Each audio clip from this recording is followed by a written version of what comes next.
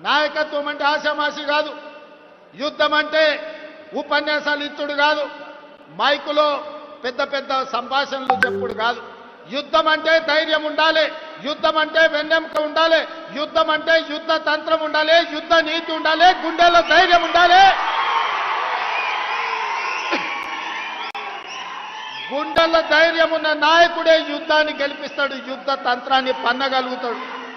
అందుకే ఇవాళ తండాలలో, గూడాలలో, మారుమూల పల్లెలో, భారతదేశం నలుమూలల 140 కోట్ల ప్రజలు ఇవాళ ఆనాటి ఇందిరమ్మని గుర్తు చేసుకున్నారు.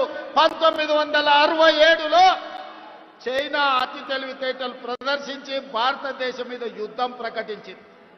ఆనాటి ప్రధానమంత్రి శ్రీమతి ఇందిరాగాంధీ గారు తిప్పి కొట్టడమే కాదు, చైనాను ఓడించి మోకాళ్ళ మీద కూసబెట్టి చైనాకు గుణపాఠం చెప్తే మొన్న జరిగిన చైనా దురాక్రమణ 4000 స్క్వేర్ కిలోమీటర్లు ఈ రోజు భారత భూభాగాన్ని ఆక్రమించుకున్నారు.